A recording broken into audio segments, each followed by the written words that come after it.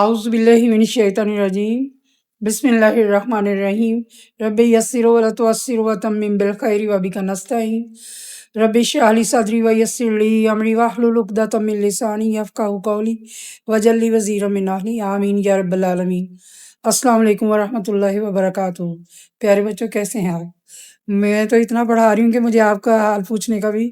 وقت نہیں مل رہا۔ امید ہے آپ پڑھ رہے ہوں گے اچھے طریقے سے۔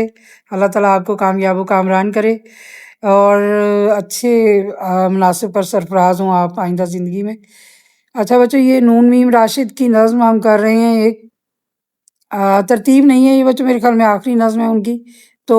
یہ پیدائش ان کی ہے 1910 اور وفات ان کی ہے 1975۔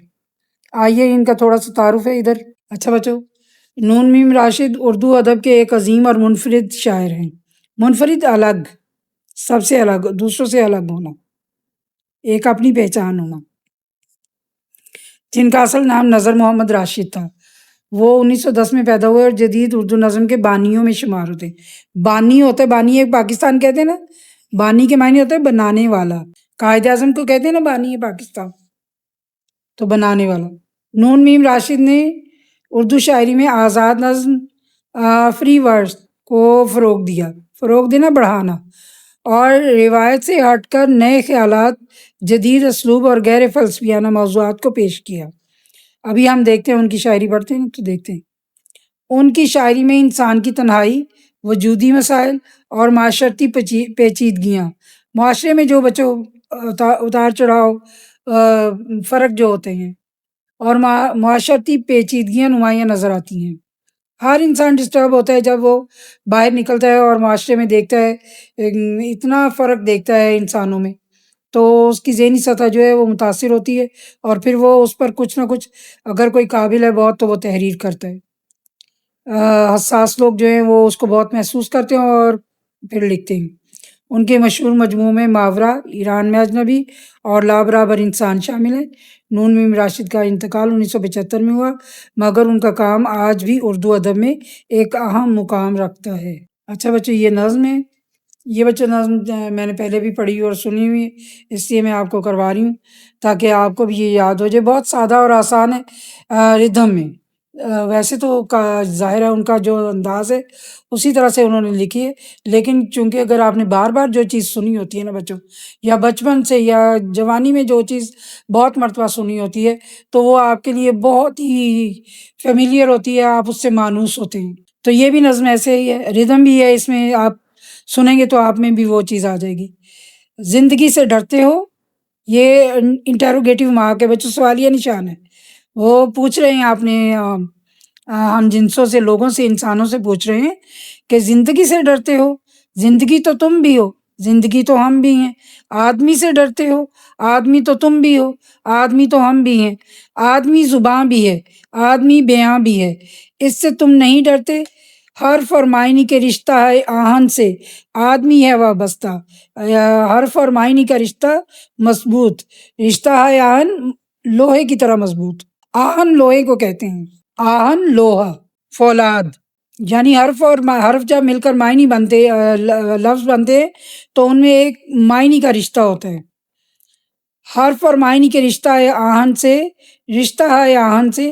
آدمی ہے وابستہ۔ آدمی بات کرتا ہے، بیان کرتا ہے، یہ اوپر زبان دی ہے اس کو، پھر وہ بیان کرتا ہے، تو پھر ہی پتہ چلتا ہے نا کہ اس آدمی کے اندر کیا ہے، یہ کس طرح کا آدمی ہے۔ آدمی کے دامن سے زندگی ہے وابستہ، یعنی زندگی ہم دیکھتے ہیں، ہم زندہ ہیں، ہم ایک دوسرے سے مل رہے ہیں، تو آدمی کے دامن سے زندگی ہے وابستہ۔ اس سے تم نہیں ڈرتے، یعنی وہ آدمی کیسی زندگی جی رہا ہے، یا انسانیت، عام انسان جو ہے معاشرے میں، رنگ برنگ لوگ، تو وہ ان کو دیکھ کر تمہیں احساس نہیں ہوتا کچھ، اس سے تم نہیں ڈرتے، ایکسکلیمیشن مارک انہوں نے ڈالا ہے۔ ان کہیں سے ڈرتے ہو، ایسی باتیں جو انسانوں نے کہی نہیں ہیں، جو لبوں پر آئے بغیر رہ گئی ہیں، ان سے ڈرتے ہو کہ کہیں وہ کہہ نہ دی جائیں۔ جو ابھی نہیں آئی اس گھڑی سے ڈرتے ہو، یعنی خوف ایک طاری ہے انسانیت پر۔ اس گھڑی کی آمد کی آگہی سے ڈرتے ہو، یعنی جو گھڑی ابھی نہیں آئی اس کا علم ہو گیا ہے، تو اس علم کے ہو جانے کی وجہ سے بھی جو ایک ڈر اور خوف دلوں میں بیٹھ گیا ہے، کیا اس گھڑی کی آمد کی آگہی سے ڈرتے ہو؟ آگہی، جاننا، علم ہونا پہلے بھی تو گزرے ہیں، دور نارسائی کے، نارسائی پہنچنا ہونا، دور زمانہ یعنی جب ہم غلام رہے ہیں 200 سال، تو وہ زمانہ بھی تو جب ہماری پہنچ ہی نہیں تھی، بے ریا خدائی کے، یعنی وہ ایسی مطلب وہ اللہ سے بھی وہ بے ریا جس میں کوئی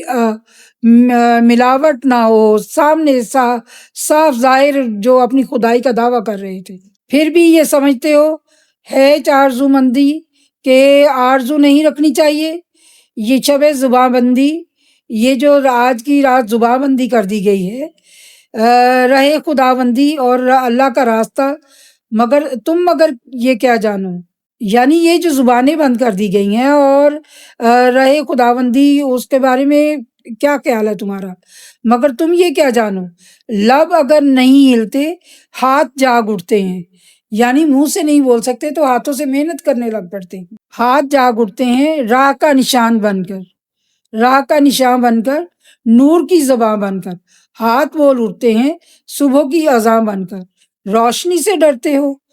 روشنی تو تم بھی ہو، روشنی تو ہم بھی ہیں، روشنی سے ڈرتے ہو، وہ سوالیہ نشان اٹھا رہے ہیں کہ جب ہر ذہن کے پاس روشنی پہنچ جائے گی، شعور آ جائے گا، علم آ جائے گا، آگہی آ جائے گی، تو اس بات سے تم خائف ہو، تو کیوں خائف ہو، تم بھی انسان ہو، ہم بھی انسان ہیں، تو اس میں ڈرنے کی کیا بات ہے، ادھر تم بھی کوئی خدا نہیں ہو اور ہم بھی کوئی معمولی انسان ہی ہیں، تو تم بھی ایک عام انسان ہو، تو ہمیں آپس میں ایک دوسرے سے ڈرنے کی ضرورت نہیں ہونی چاہیے، یہ وہ بتانا چاہ رہے ہیں۔ شہر کی فصیلوں پر، یعنی موٹی موٹی دیواریں جو مضبوط شہر کی چنی جاتی ہیں حفاظت کے لیے، دیو کا جو سایہ تھا، جو یعنی وہ انگریز کی غلامی، پاک ہو گیا آخر، یعنی ہو گیا نا، انگریز چلا گیا، رات کا لبادہ بھی، یعنی ایک تاریکی چھائی ہوئی تھی، کچھ نظر نہیں آ رہا تھا، چاک ہو گیا آخر، چاک ہو جانا، دو حصے ہو جانا، پٹ جانا، خاک ہو گیا آخر، مٹ گیا، خاک ہونا مٹ جانا، چاک ہونا کھل جانا، رات کا لبادہ بھی چاک ہو گیا آخر، خاک ہو گیا آخر، یہ دوبارہ دہرا رہے ہیں، یہ توجہ دلانے کے لیے، جب کسی بات کو ریپیٹ کیا جاتا ہے، دہرایا جاتا ہے، تو اس پر زور دیا جاتا ہے کہ یہ کام بھی تو ہو گیا ہے نا، دیکھو جس کو 200 سال لگے، 1757 میں انگریز آیا تھا اور اس نے میسور کی اسٹیٹ فتح کی تھی، اور 1857 میں اس نے دلی پر قبضہ کیا تھا، اور پھر اس کو 1947 تک وہ یہاں پر قابض رہا، تو وہ کہہ رہے ہیں کہ چاک ہو گیا آخر، خاک ہو گیا آخر، مٹ گیا، یہ وہ جو ازدحام جو ہے وہ یہ غلط لکھا ہوا ہے، اژدہام ہوتا ہے، اژدہام، اژدہام ہوتا ہے ہجوم، بہت زیادہ انسان، اژدہام انسان سے فرد کی نوا آئی، یعنی انسانوں کے ہجوم سے ایک فرد کی نوا آئی، یعنی نوا ہوتا ہے غم سے بلانا، ذات کی صدا آئی، اس کے اندر سے ایک انسان بولا ہے، راہ شوق میں جیسے راہرو کا خون ٹپکے، یعنی جب ہم شوق کے راستے پر چلتے ہیں تو ہم یہ نہیں دیکھتے کہ ہمارے پاؤں زخمی ہیں یا ہمارے پیچھے تیر لگ رہے ہیں یا ہمیں آگے سے کوئی گولے مار رہا ہے، تو پھر آگے کھڑے ہو جاتے ہیں، راہ شوق میں جیسے راہرو کا خون ٹپکے، ایک نیا جنوں لپکے،